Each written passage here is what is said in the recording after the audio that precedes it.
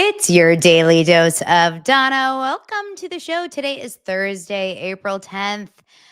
A full day of random updates. We've got friendships mending, we've got friendships breaking, we've got new allies in places we did not want them, places from prison.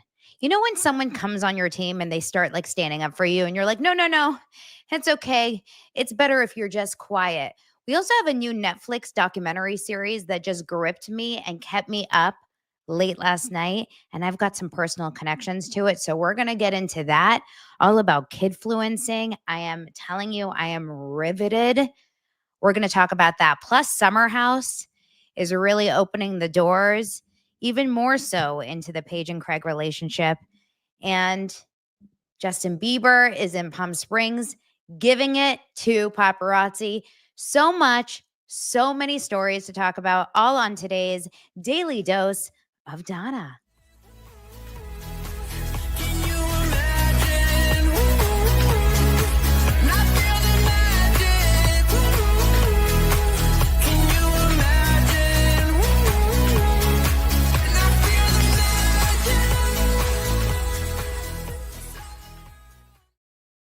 How's everyone doing today? It is another gorgeous day here in Los Angeles. Speaking of Los Angeles, how many of you guys signed up to get information on Dosers Live?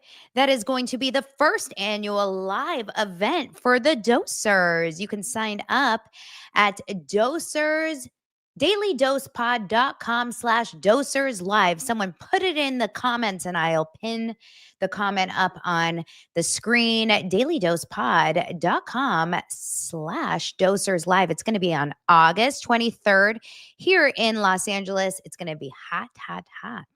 And that's just the people. That's just the people inside. I've booked our bartender. I've booked our DJ. We have lots of fun stuff going to happen. It's not just going to be a show. It is going to be a party. Okay. Because I don't want just to have a show. I want it to be a party. Like, I'm thinking a dance floor. Okay. I want 90s hits. I want to see us all groove. All right. I don't want you guys to come all the way to Los Angeles just to sit in a chair and be like, okay, cool. And then go back to your hotel room and be like, I flew out to Los Angeles just to sit and watch Donna talk. No, no, no, no. I want us to dance. I want us to just maybe do something that embarrasses us, where the next day we look back at video and we say, wait, what? We did what on the dance floor? What? That's what I want for Daily Dose of Donna. First live Dosers Live. Okay? We have a room block already booked. We've got all the information. Just go to dailydosepod.com/Dosers Live. I've got a great team of people helping to plan. It's going to be so much fun. And even if we end up in some abandoned warehouse with nothing but a red Solo cup filled with tequila, you know we're going to have fun. Literally, we make fun wherever we go. We'll have talk of all the fun things. Just kidding. That's all we're going to have. Just fun, fun, fun. But we're going to have more than that. Come on, let's be real. I love throwing parties. Okay, now on to the show. Where do we even start? Where do we even start? We have so many things to talk about. Oh my God, weird ass stories popped up yesterday. I have to get into like some of the weird ones too. Some of the stuff that I would never cover normally.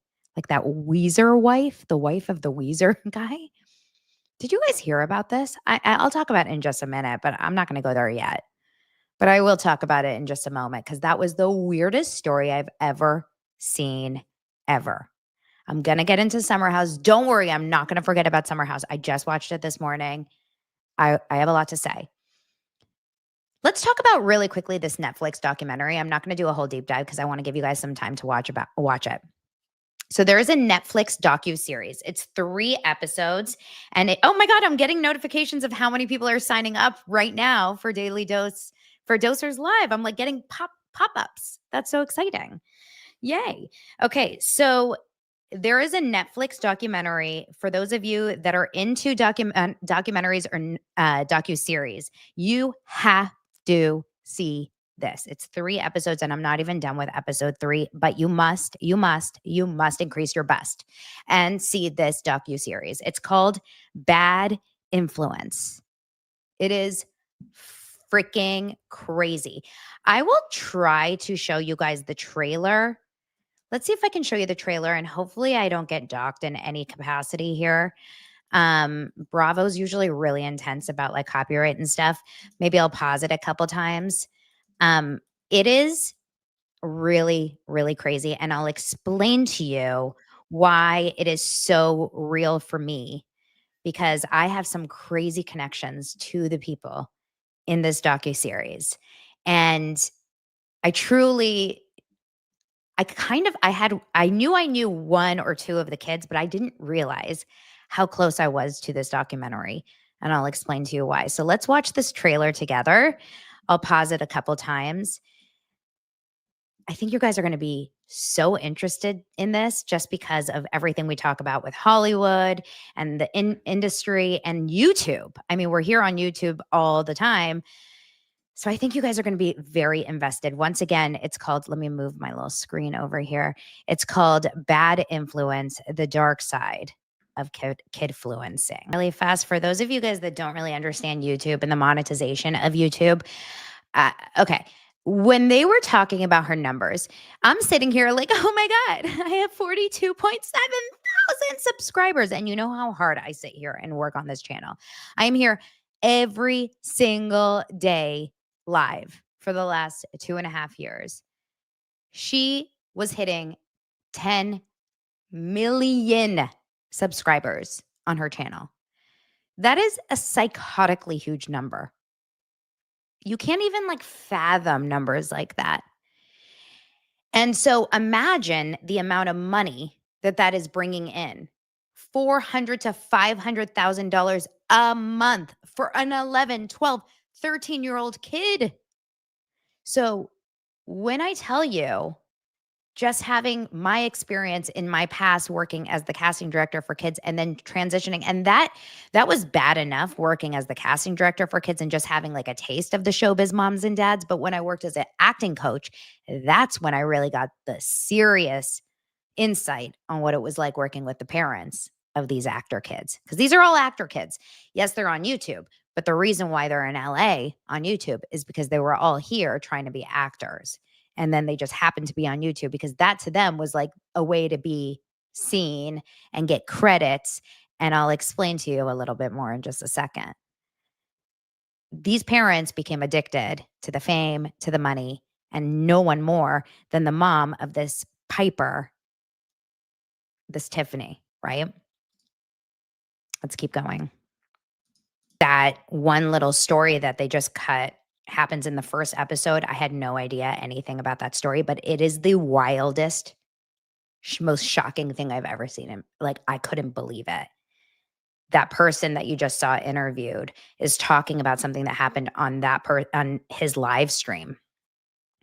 He is a 17-year-old child who is live streaming and drinking with this mom, this Tiffany, who drunkenly makes out with him on camera, on a live stream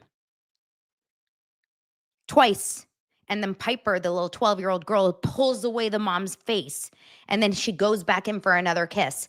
And then they go to bed. And the next morning, all recordings of the live stream are just shockingly gone from the internet. So she kisses a 17-year-old on camera. Like, you see it. I did not know that existed. It was the most insane, like mind-blowing thing I've ever seen. So it's called Bad Influence, the Dark Side of Kidfluencing. So I haven't watched the end yet. I'm still halfway through the 3rd episode. It's 3 episodes. My mind is blown. I'm highly recommending that you all watch it so we can deep dive it. I'm going to talk about it tomorrow in more detail. Here's why it's so crazy to me. I know a lot of these kids, just their names, because I was auditioning a lot of them when they were younger. When I started acting coaching in 2000, let me think exactly the years. 2018 is when I started my coaching business. 2018, and then I stopped it in the beginning of 2020. I stopped my acting coaching business January of 2020 when I moved into the house I'm in right now. I just had a strong feeling that I wanted to pivot out of working with young kids and their acting parents, their stage parents, because no offense, stage parents love you, but it was way, way over the top for a lot of these reasons. The two specific parents that are in this documentary that are interviewed who were my clients, I happen to adore. Okay.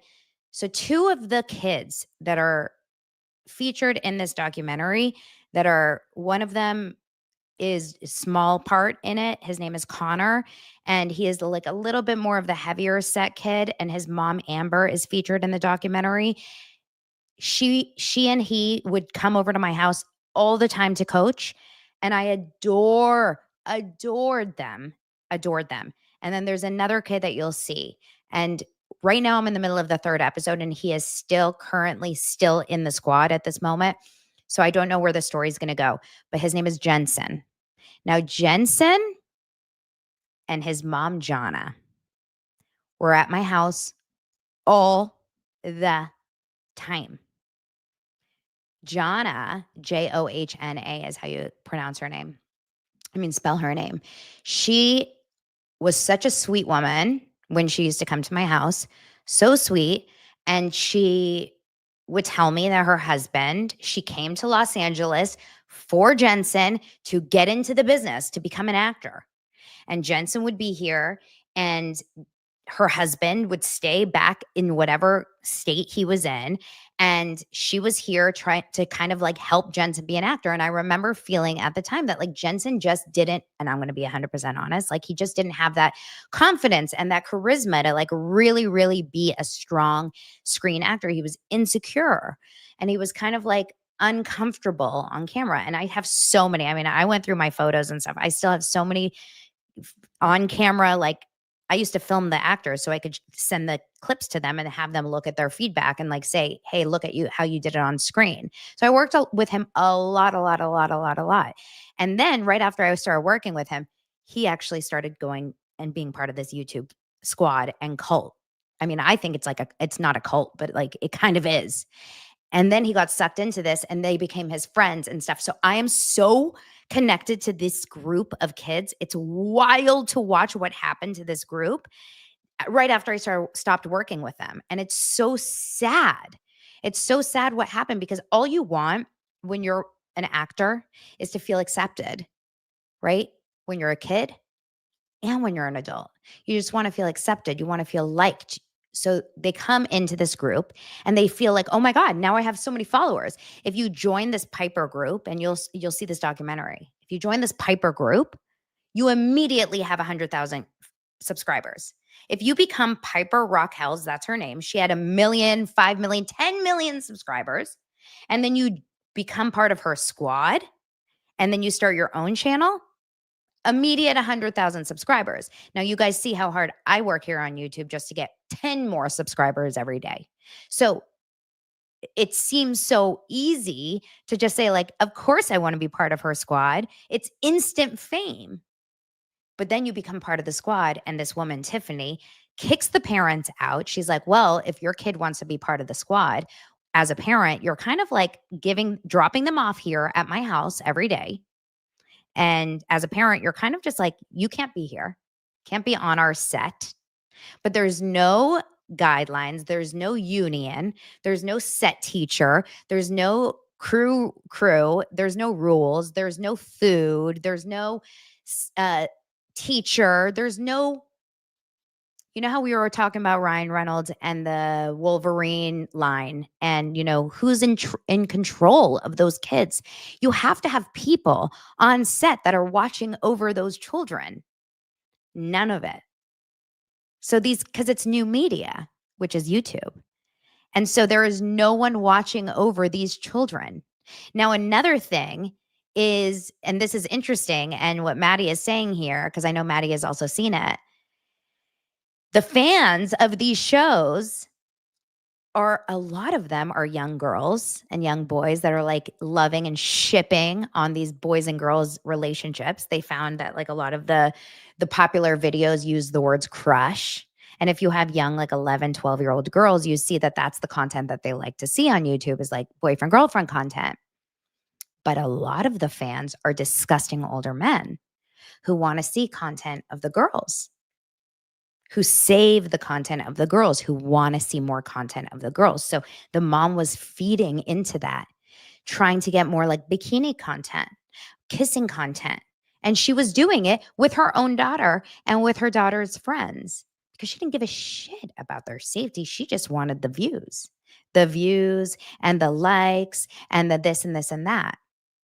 So Patricia says there's PETA for animals, nothing for the kiddos. But there is so many things in place for kids. Thank God there's so many things in place for the kids, but not yet so much for like homemade YouTube videos. See, I could sit here right now and I could create a huge set of videos with my family on YouTube, like the Ruby Frankie, right? I could make a gazillion dollars if I really put my energy into it with my own kids on YouTube.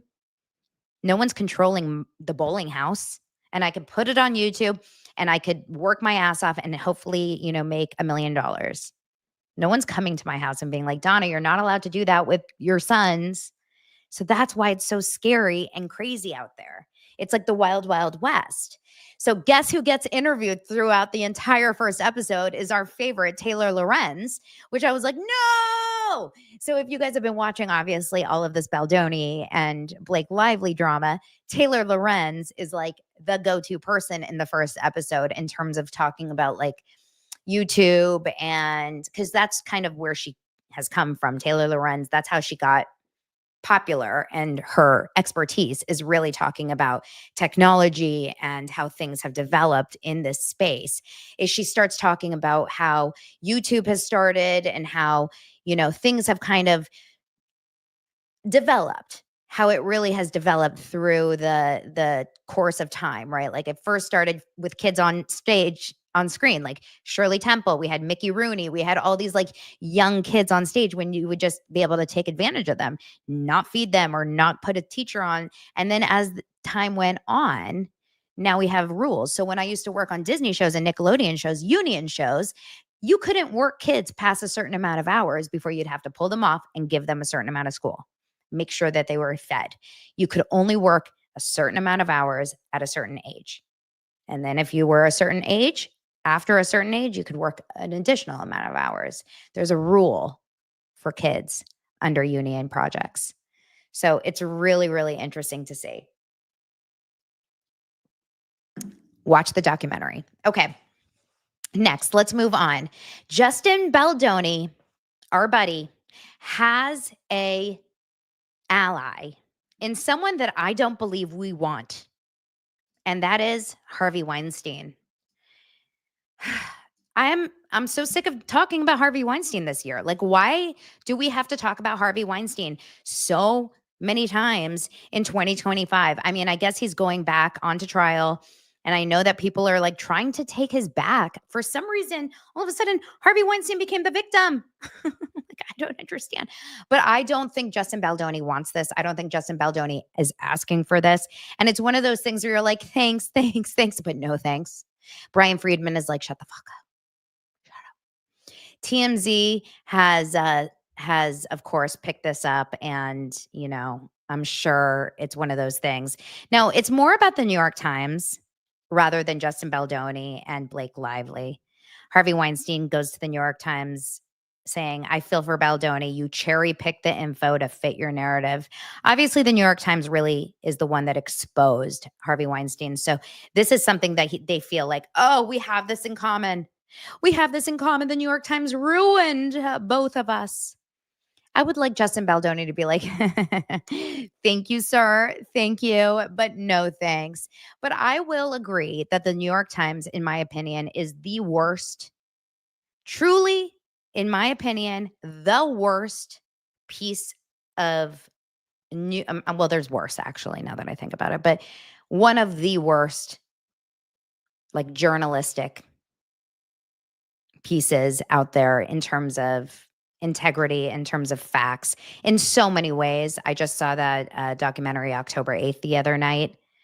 which I'll talk about on my other podcast, Just You and Me, but it was maddening to see how many times they got it wrong and how many stories they've gotten wrong and how many times that they just report based on like whatever they think, and they get the stories wrong so often. So I just don't trust the New York Times. I kind of never have, but especially in the last few years, it's been really hard for me to trust the New York Times. But Harvey Weinstein says, I feel for Baldoni.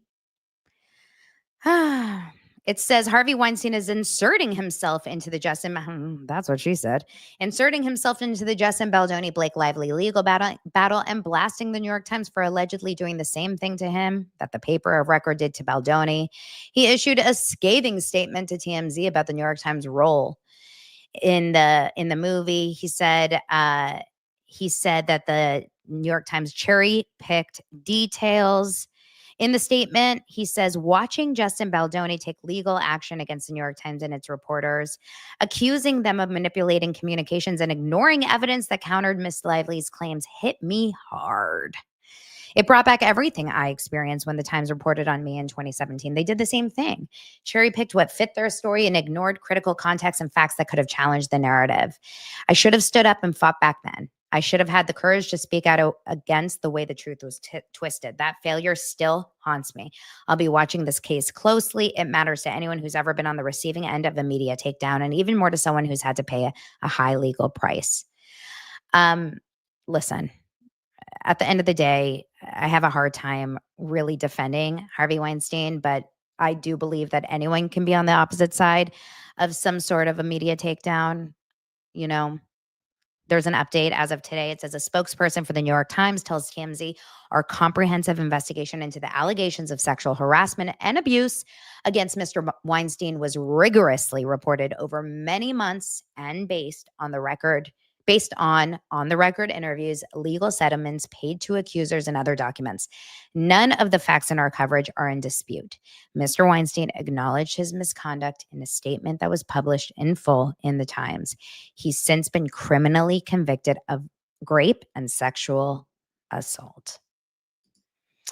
Do you think Justin Baldoni is like, shut the fuck up? Shut up. Shh. Shh.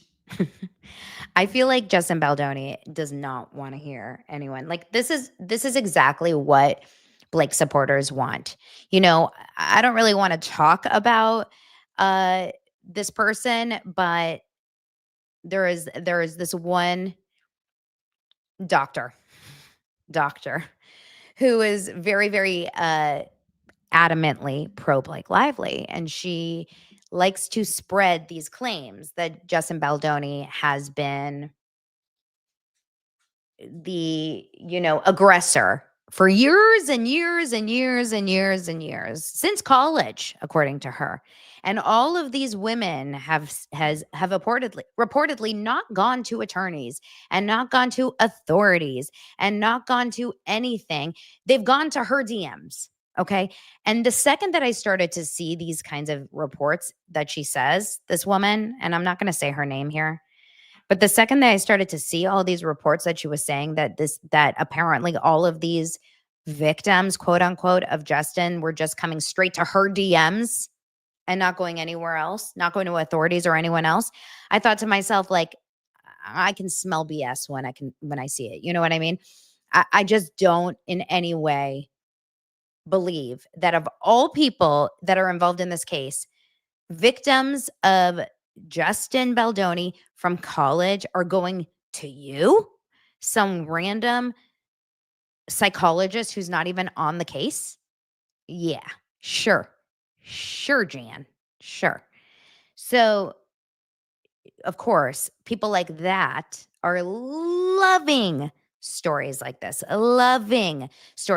because now they're going into their DM or into their stories and they're saying birds of a feather. Look at that. We've got Harvey Weinstein supporting him. We've got Brian Friedman, who also has his bad stories. We've got, people like, I forget who else that they used. Oh, Joe Rogan and this and that, Thank you so much, Enrique, my man. They go to her DMs, but not actual journalists, lawyers, activists, or Blake herself. Yeah, right. Exactly. I know exactly who you're talking about. We all know who we're talking about. If you don't know, I guess jump into my DMs and I'll tell you. It's really interesting that she believes that these people believe that like these victims are just randomly going to them. I find it damning. I find it so dangerous that she continues to spread that narrative. Birds of a feather. Look, you can't help who has your back in these cases.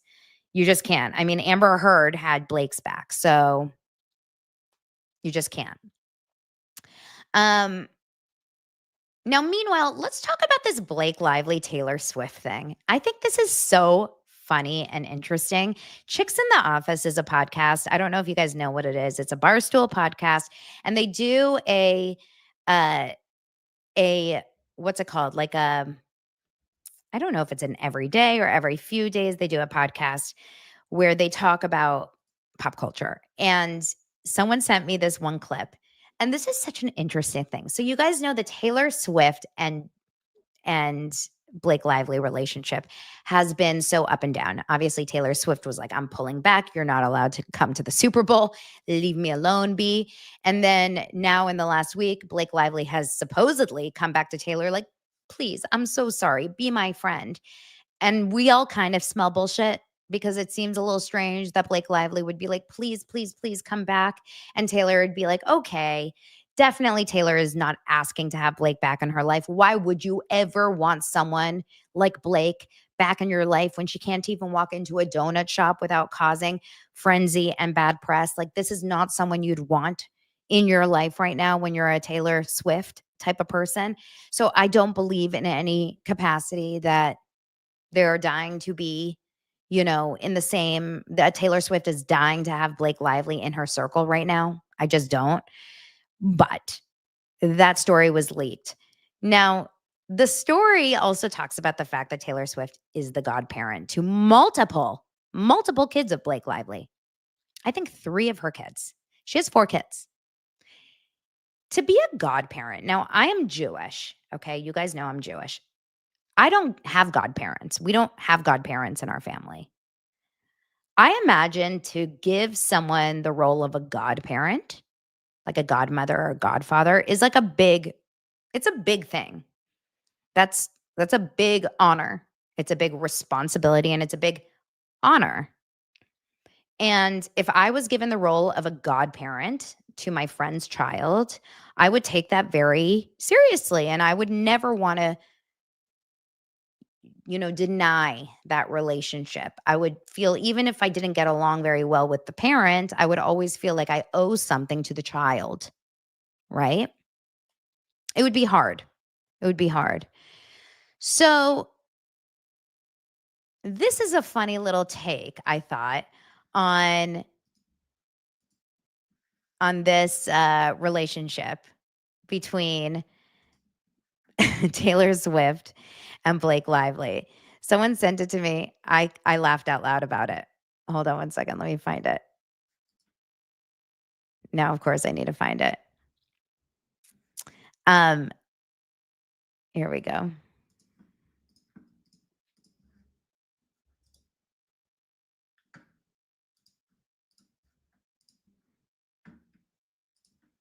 Incredibly bizarre that Taylor Swift is the godmother to all 3 of her. Oh my gosh, she has 4 siblings. Well, no, some people don't use their siblings for godparents. You don't have any other friends to mix in?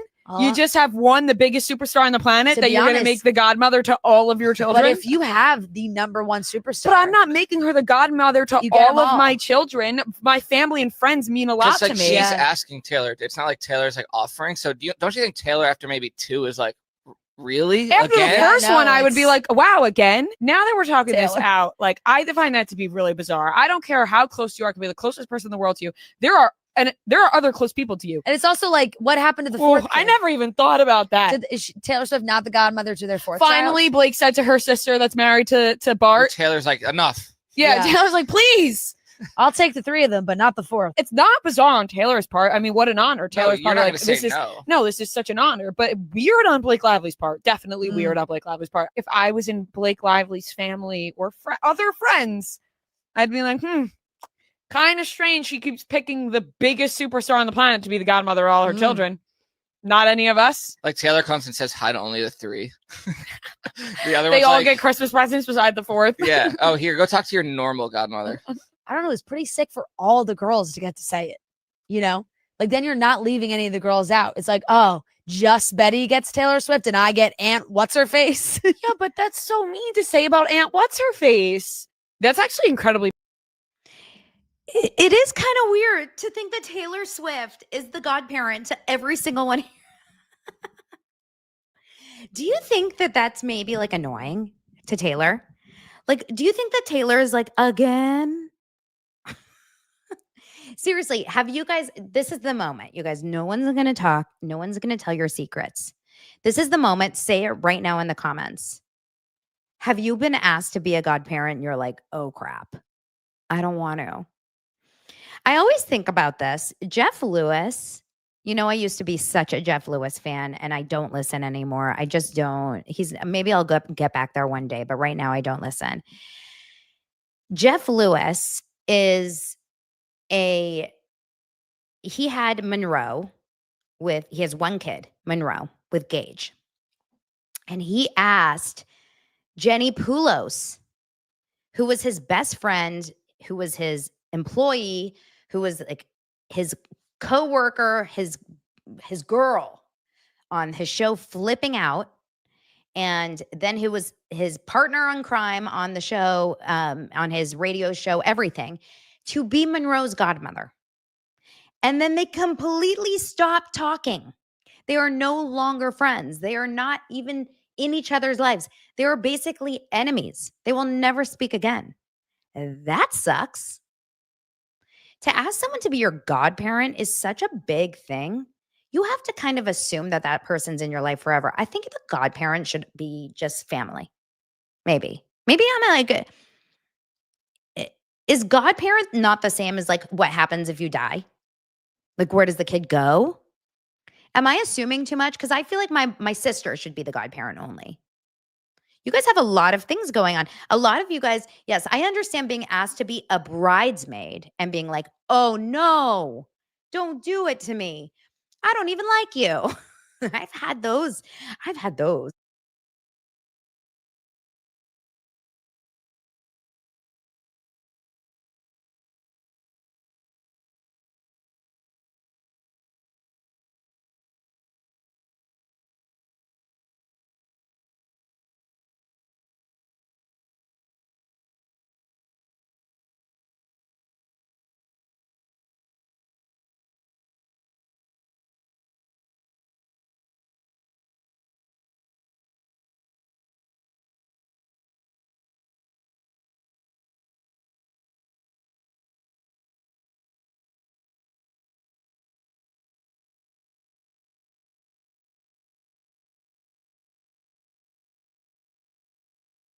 I muted right when I was talking about beaches. Maybe that was God, my godmother, muting me right when I was talking about beaches. I was basically saying when I was talking about thank you guys. You guys are all like in the world. You guys are like muted. When I was talking about beaches, and I was saying that it was giving very CC Bloom and beaches and like the godparent. Like that's what it feels to me, like a godparent. It's like, I'm dying and you're going to have to take my daughter. You guys remember beaches? So is Taylor like, is she screwed? Does she have to keep Blake Lively in her life forever? Now, meanwhile, Elsie, our girl Elsrich, who was on my show earlier this week, she found that Isabella Ferrer is slowly removing Blake Lively from her screen, from her Instagram. Did you guys see that post of hers? Now, I'm not watching. I don't know. Elsie is like an unreal, she is Fafo. She is a fox. She even says that. She goes, I'm a fox and I can find anything.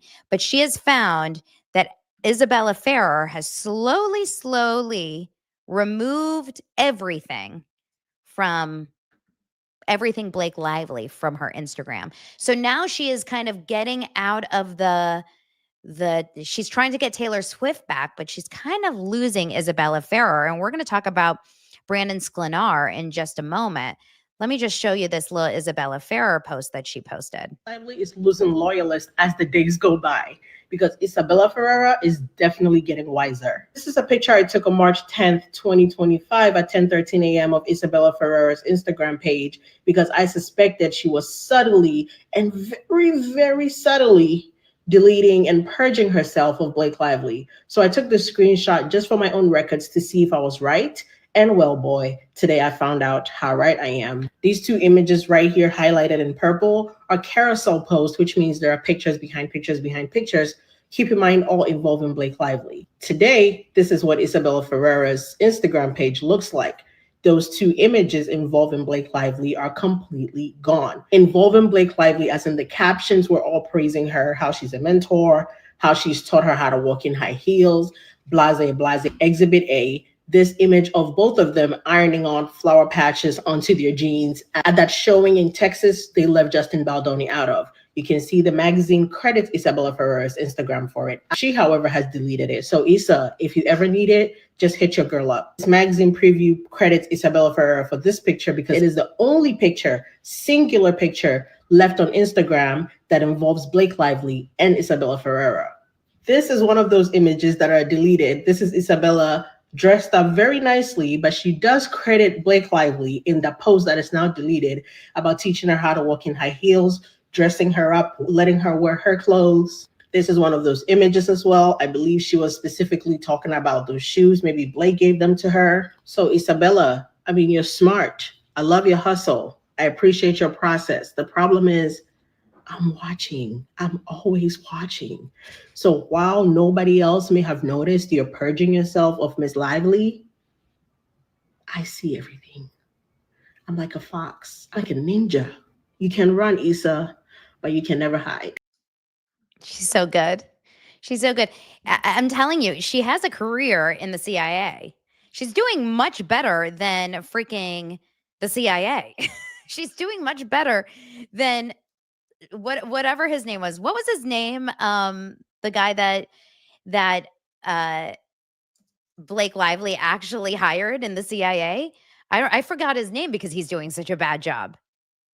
Right? He's doing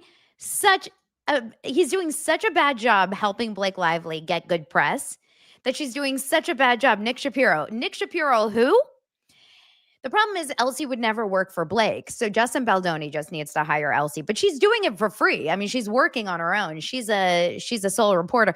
She is just doing so phenomenal and helping out, and she should really get hired. Like if I am ever in a situation where I feel like there's a media takedown of me, I'm going straight to Elsie.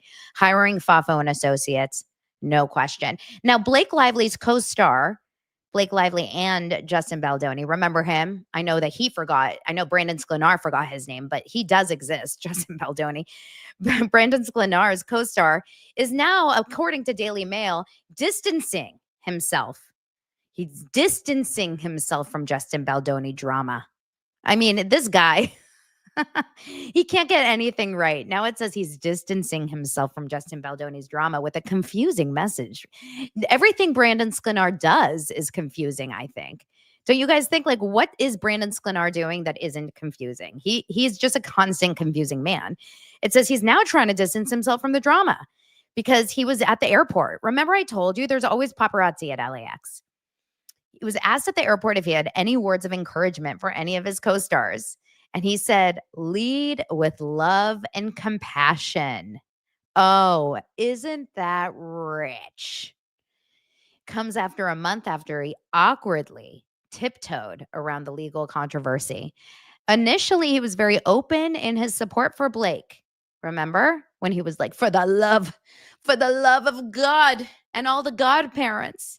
For the love of all the godparents and all the gods and all the women and all the clitorals, for the love For the love of all the people, read this article about the abused. The abused. And now he's like, lead with love and compassion. This is what he's saying. You know, he's in this new movie with Megan Fahey. So that is what he's saying. He's saying, lead with love and compassion. If you guys are flying to LA for Dosers Live, I really hope that paparazzi gets you.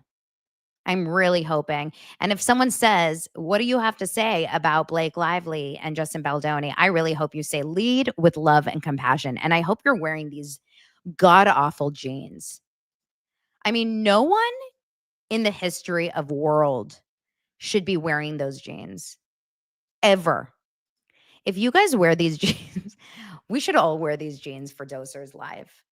These jeans should be the reason that Blake should never be seen on camera again. I'm serious. I'm going to wear these jeans. I'm going to wear these jeans on a date night with Lance, and I'm going to see what he thinks and if he still wants to be married to me. Because these are quite possibly the most horrendous things I have ever seen, maybe in my life. Maybe in my life. You can't seriously think that these are good looking. I'm trying to make them bigger, and even my screen, even my computer is like, can't do it, won't do it. And even Brandon in this, Brandon looks like he smelled like a fart in this picture. He's like, ooh, maybe she's not wearing deodorant. Maybe she's not wearing deodorant in this picture. I have a feeling she maybe doesn't wear deodorant. Am I getting a little bit mean? I don't know, but VB is asking, is the clitoral area also cut out? And I would say yes. I would say yes. Michelle says it's the stinky spray tan. Yeah. I would say that. Jen says she doesn't wear deodorant. Look, I mean, some people like to go au naturel. Look at his face. I need to bring that face closer. We need to all just look at this face. Hold on. Hold. This is gonna be my new screensaver. I'm in a mood now.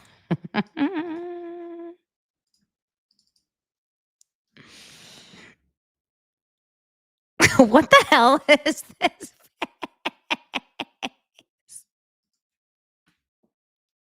What is that face? He just he has a weird, strange face in that picture. He's a good-looking man. He is a good-looking man, but he is making an odd face in that picture. I've never noticed it so much. Like he's like, let's all do it together. Hold on.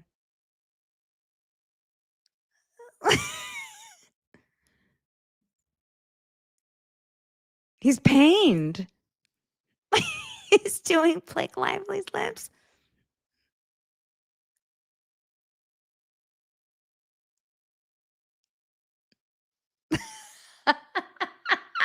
Are we all doing it?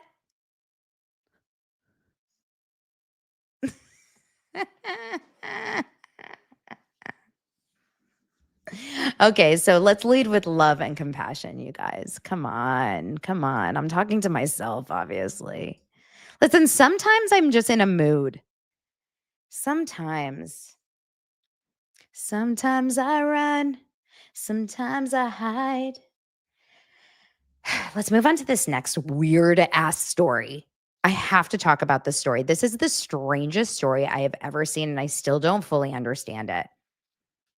I really don't fully understand it, you guys. So Weezer, the band Weezer, Buddy Holly, you know that song? How does it go? I want one of you to sing it to me, but I won't hear it. So you can't really tell me. Weezer's bassist's wife. Say that 10 times. Weezer is a band. They have a bassist, which is okay. Scott Schreiner is the man, and his wife, Her name is Jillian Lauren. Reveals, okay, first, the first story is that she was, this is what comes up in my news article, shot by, this is a band's wife, shot by Los Angeles police and arrested on suspicion of attempted murder after pointing a gun at officers from her front yard. I was like, I'm sorry, what? What is this story? In the Los Angeles neighborhood of Eagle Rock, which, by the way, Eagle Rock is like an adorable, cool neighborhood. Like, we're not talking, in the middle of some crazy, like really low income, like scary neighborhood. Eagle Rock is like East. I would say Eagle Rock is, if I mean, obviously, number one, it's Weezer. So this is a band that like still performs. I would imagine they have some money, but also Eagle Rock is not, I wouldn't say it's fancy by any means. It's like, if you know Los Angeles, if you drove through Los Angeles, you're going to go past Burbank, then Glendale, then Eagle Rock, then Pasadena. Like, so it's like east, right? It's that way. And Eagle Rock is cool. Like, they've got some really cool restaurants. It's kind of like an I don't want to say up and coming. That's like so Tribeca, Aaron Leachy, but it's like a cool vibe. So the story is just so weird. It says, as it came as a male suspect entered her neighbor's property after he was involved in a 3-car crash on the 134 freeway. So there's a big freeway that's near Eagle Rock. In Los Angeles, there's freeways going through all our cities, right? Just like any big city. Around 3 p.m., but fled the scene alongside 2 other male suspects. So there was a 3-car crash on the freeway nearby, and I guess one of the guys left the freeway and then entered her neighbor's property. So she had nothing to do with that car crash. While hiding from officers who set up a perimeter in the area, the man stripped down to his boxer shorts before jumping into a resident's swimming pool and watering some plants in a bizarre attempt to blend into the neighborhood. Novelist Lauren, so she's a writer, she's an author, then exited her home with a gun, though it's unclear whether she actually fired the weapon. So she probably saw that there was commotion in her neighborhood. Clearly, there was cops around. Maybe there was helicopters. Maybe she knew that there was some drama around. There was no car chase or anything. But clearly, they had followed this guy to the neighborhood. He ran into the neighbor's backyard. She comes out with a gun. Police order her several times to drop the gun. She refuses, points it at the police, and then they shoot her because she's pointing a gun at the police. This is wild. In the middle of the afternoon. What? She then runs back inside of her house rather than just saying, oh my God, and like putting her arms up and just going down. She runs back inside of her house and then comes out again with her babysitter by her side. I don't know if it's her babysitter or her kid's babysitter. I keep saying her babysitter, but I imagine it's her kid's babysitter. I have no idea.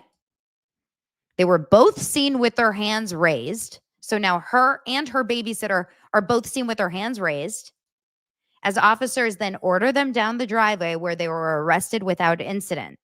At that point, Lauren allegedly told officers she was simply trying to defend her home from the suspect running through the neighborhood.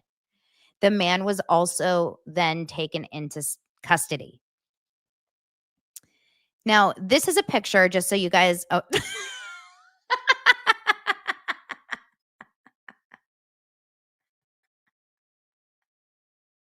Brandon's face is still there.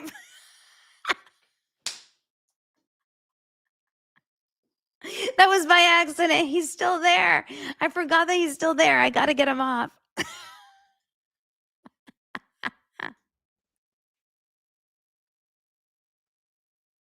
I didn't mean for Brandon's, Sklenar's face to still be there, I swear. Oh my God, that is so crazy. So this is a picture of Jillian and her husband. Okay. So Jillian and her husband, Scott Schreiner, I don't know when this picture was taken. This is 2018. So this is a few years ago. But this is just so you have a visual of, I can't believe that was Brandon Sklenar's face like popped back up. I'm so sorry. So this is a picture of them just so you kind of have a visual. But the story is just so wild. And this is what happened yesterday. This is her on the ground. I'm assuming this is her or maybe her babysitter, although I for some reason I think this is the babysitter because it doesn't look like she's injured here. How did this happen? It's so crazy. Then it says that she was absentee booked on suspicion of attempted murder while being taken to a nearby medical facility with the paramedics. He was not involved. Her husband was not involved at all. And the driver of the car that was crashed was detained. They took the handgun from her home. And she had nothing to do with the initial crash. I mean, it is a really, really crazy story. Really crazy story. Oh, here's a picture of the two women walking out of their house when she was arrested with the babysitter. Isn't that really, really weird? I understand wanting, yes, Yanni says, I understand wanting to defend your home, but pointing the gun at the police is really weird. That's what I'm understanding too. Like, you should be able to defend your home if you know that there's like a scary person in your neighbor's yard that just, ran in there and is pretending to live there. Yes, you're allowed to do all of those things. But then if the police are saying, put down your weapon, you shouldn't be like, no, I'm not, and I will point it at you. Like, it is really, really strange. The whole story is strange. Now, the story even gets worse because it's saying that she is now revealing that she is fighting cancer. She is battling cancer only weeks she's revealed it before all of this, which is even worse. On her main Instagram page, last month, she announced that she's undergoing treatment. She uploaded a photo of herself with a smile on her face while resting on a hospital bed and pointing her thumbs up. I'll share with you guys. This is just last month that she has cancer and she's going through cancer right now. So I'm like, so it's just what a ride for this Jillian. I know. Everyone's like, now I feel bad. So do I. So she's going through something. So maybe she's on meds. Maybe she's tired. Maybe she was stressed out. Maybe she's taking something. So I do feel a little bit bad for her. But I worry about her. And apparently Weezer is still performing at Coachella this weekend, which brings me to my next story, Justin Bieber. Coachella, by the way, who's going to Coachella? Any of you guys? I have never once gone to Coachella. I probably will never go to Coachella. I have no interest in going to Coachella. Do you guys? I am not a Coachella type of person. I feel like Coachella is, I told my friend I will go to Coachella only if I get paid to be there. And I am so VIP that I don't have to like walk. It just feels very stressful, overwhelming, hot, and I'll get claustrophobic, I think, if I can't have access to shade and water at all times, right?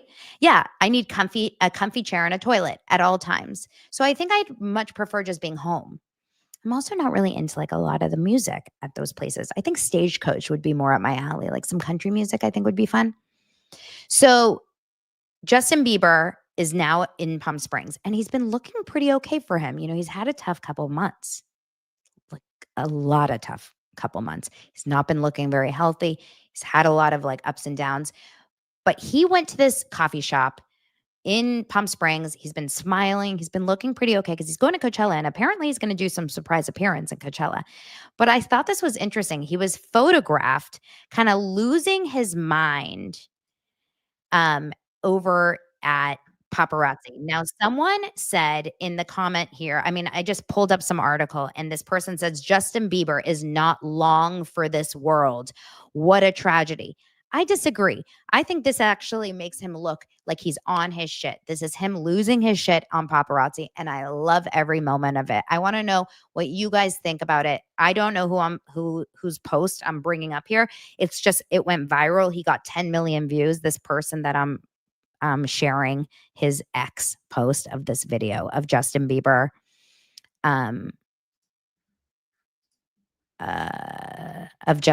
What if it was Brandon Sklenar? I just always want to show you Brandon Sklenar's face. This is Justin Bieber showing up at this coffee shop, losing his mind at the paparazzi. Money, money, money, money, money, money, money, money. Money, get out of here, bro. Money. All you want, don't care about you. All you want is money. Go, get out of here. All you guys want is money. Money, money, money, money, money. Money, money, money. Get out of here, bro. Okay. Get out of here, money. That's all you care about, money?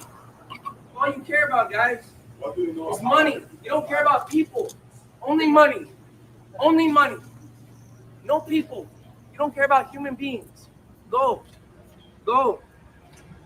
Go. The shoes.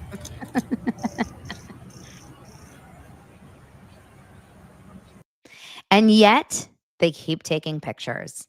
They will never stop taking pictures. Now, I'm a little torn on this. Number one, he seems totally fine. And I say this like honestly, I know he sounds like kind of crazy and he looks kind of crazy. His outfit is wild, but he doesn't seem on drugs. He doesn't seem like incoherent. He seems like he's on his shit. He's frustrated. He's annoyed at the paparazzi. He seems just like a typical celebrity, right? Here's what I struggle with. You're a celebrity. Like, what the hell do you expect? This is why I struggle with the Bill Murrays and the Justin Biebers. Like, guys, do we need to remind them what this world is? Like, I know it's frustrating and I know it's hard. These are people with cell phones. It's not like they've got like huge cameras with long lenses in their face. It's just people with cell phones. You can tune it out or you can focus on it. By doing what he's doing right now, you are giving them what you are asking for. Like now, they're going to go after you even more. Don't you agree? Don't you think you're going to go and get more, like he's going to even get more paparazzi now because of this? They want those kinds of reactions. It's like Britney Spears with the umbrella. I struggle because I also understand this poor guy and all the trauma that he's gone through his life. So like, I'm also like, ooh, I feel so bad for him that he's getting all of this. And it's like, leave him alone. He's just trying to get a cup of coffee in the morning in Palm Springs. He's not in Hollywood. He's not in Beverly Hills. He's in Palm Springs. But it's Coachella weekend, dude. You're surrounded by celebrities. Everyone knows celebrities are there. You don't think paparazzi is down there, but they're literally standing there like this. Is that so invasive? Is that so invasive? I don't think it's that wild. And I just struggle. I struggle with celebrities that really have a hard time getting attention. Then don't go on stage at Coachella. Then really just don't go in public. Like you can hide. There are ways to not be seen in public. Like I know Kyle Richards doesn't understand that, but there are ways. There are celebrities out there that really are just not in public. You could just be discreet. Doesn't that make sense? I'm interested what you guys think. So I'm torn on the like, leave me alone, but I want it. But leave me alone, but I want it. But leave me, you know what I mean? So it's really, really tough. I just think that if you ever want to be a celebrity, this is what it is. And I understand he was 12. I mean, talking about the kidfluencers earlier, this is what this world is. And he was so young. If you ever go back, oh my God, one of my favorite documentaries is the Justin Bieber documentary when he was 12 years old. Like when the really young one, when he was picked up, when he was still with Scooter Braun, Usher is in it. It is such an amazing documentary when he was singing Baby and he was on that tour. Watch it. He's so freaking talented. He's so incredible. It is devastating to see what has happened to his career and how he was taken advantage, assuming Diddy and everything. But it's just so fucked. He had no idea. He was just like this talented little singer on the steps, right? Anyway. Let's move on to, I think all I have left on this one is let's talk about, just a quick Karen Reed update before Summer House. Karen Reed update. Juries. We're so close, guys. We're so close to our jury. I think we're going to get our jury by the end, definitely by the end of this week. I think for sure by the end of this week, because I think as of yesterday, I'm pretty sure we had 15 jurors. So as of yesterday, let me get okay. Here's what we got. As of yesterday, as of today, I think we have 16 jurors, but they're saying it is not done. It says Christina Rex, who I follow about this, she says jury selection is not done in Karen Reed's retrial. 8 men, 8 women seated on the 16-person jury for now. 3 new today, 2 previously excused. They want more jurors. We are back Monday for more selection. So I guess they're closed tomorrow, Friday, and they'll be back Monday. Why are they wanting more is the question. She said this is a fluid process. There was a pre-scheduled no court Friday, Monday, still no court Friday, back Monday. Interesting. So that means trial would probably start on Tuesday or Wednesday. So I wonder why 16 isn't enough when they wanted. It says jury is at 16, but not done. Karen Reed says 2 were gained, but 1 was lost. About 15 people left to be questioned. And the Supreme Court, remember I talked about this the other day, the Supreme Court has turned down her request for a delay with the double jeopardy, that whole thing. I know that. So we'll have to see what happens, you guys. But we're getting very close to the beginning of the trial. So I'm very, very, very interested to see what happens and where we go with the Karen Reed. Now, finally, let's move on to Summer House. So did you guys watch Summer House last night? I have so many thoughts. Number one, the more I watch Summer House, the more I realize like I am obsessed with Lindsay Hubbard. I don't know why, and this may be an unpopular opinion, but Lindsay Hubbard to me is truly she's my girl. She's my girl. She makes me happy. Like maybe it's because she's not drinking. Maybe it's because she's pregnant. Maybe because I feel like she has grown up. She just feels so much more mature. And even when she calls out Carl for potentially cheating on her and for potentially having this little affair before they actually broke up last summer, and then Carl proves it by bringing out his phone and saying, see, I didn't even talk to her until October. Lindsay still was like, okay, and I just love her unapologetic ability to be like, and so what's your point? Like, I don't know. There's something about her energy that is just so interesting to me. She is just such a reality TV gold. And I know that some people really don't like her, but Lindsay Hubbard to me is she's just so pregnant, not pregnant, sober, activated, calm. She's funny. She's malleable. She's easy to watch. She's just easy to watch. She's likable even when she's not likable. And that's like a skill. And I'm convinced she's on Real Houses in New York. They haven't officially announced it, but she's definitely shooting stuff. She's definitely in with Aaron Leachy now, who's obviously on Roni. I'm convinced I'm praying to the Lords. I'm praying to the godmothers of America. I am praying that they have gotten rid of Bryn. I hope we never have to see Bryn Whitfield again on that show of Roni. I can never watch her again. I despise that girl. So I hope that Lindsay Hubbard is the one that comes back on the show or comes onto the show, and then we never have to see Bryn again. Okay. So let's talk Jesse and Lexi. Now, I'm going to say something. Jesse obviously is my number one man because he showed the whole house how to have a Shabbat dinner. And as someone who is a proud, happy to be, and very, concerned Jew in 2025, I'm always so grateful for a Bravo star, especially a younger one, on a younger show to be able to proudly teach and celebrate Judaism.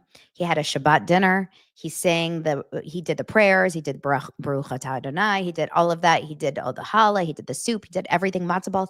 It was so lovely. And so I will always love Jesse for that. His relationship with Lexi is very confusing because he started hooking up with her. She was like, I'm not going to sleep with you. Now, she's very young. I'm not going to sleep with you until we're official. He wanted that. He wanted to close the deal. And so he said, let's be official. But he was also not ready to fully put his, pants, zip up his pants, if you know what I mean. So he's flirting left and right last weekend when she wasn't in the house. He's flirting with Sierra, flirting with everything that moved, basically. And then he ended up getting his toe sucked for 37 minutes in a threesome, which we all know he didn't get his toe sucked. Okay? We all know that. It comes out to Lexi. She gets hurt last week. She gets her feelings hurt. So then he feels really bad, and out of guilt, he decides to get her flowers, tell her he loves her, says, I want to be exclusive with you, and I want you to meet my parents. I love you. Will you be my girlfriend? Jesse has done what we call love bombing. Jesse has told Lexi, you are it all for me. I am in love with you. You are everything. I want to be with you. If you are Lexi, you will believe what the man is telling you. You will believe that the man is in love with you, that he messed around a little bit, had a drunk night and flirted and got his toe sucked, but he loves you and he wants to be with you, and he's calling you every second, and he's telling you he misses you. And guys, I would believe it. And I consider myself a smart person, but I would be Lexi as well. I would say, no, this guy's in love with me. He wants me to meet his parents. He's telling me he loves me. He's buying me multiple flowers. I don't blame Lexi for a second that she fell for that. I would too. I fell for it watching it. But clearly, he's not really sure about it, because then in confessionals, he's like, well, I just introduced her to my parents because I didn't want her to be mad at me. I introduced her to my parents because I just felt like she forced me to. Listen, he didn't make the smartest moves, okay? I think we can all kind of agree on that. Now, to finish off Jesse and Lexi, nothing crazy happened actually between them in this episode. It was kind of like fine. We're setting the tone for next week when more things will start to come out and we'll start to see other flirting. They do end up going to like a big party at the end of the episode, and Jesse basically cannot handle it. He's like telling Wes, he's like, there's a lot of hotties here. You're going to have to help me. You're going to have to flirt with them for me. I just don't know if I can do this. He's in a relationship because he feels like shackled. He feels forced into it. Never a good sign.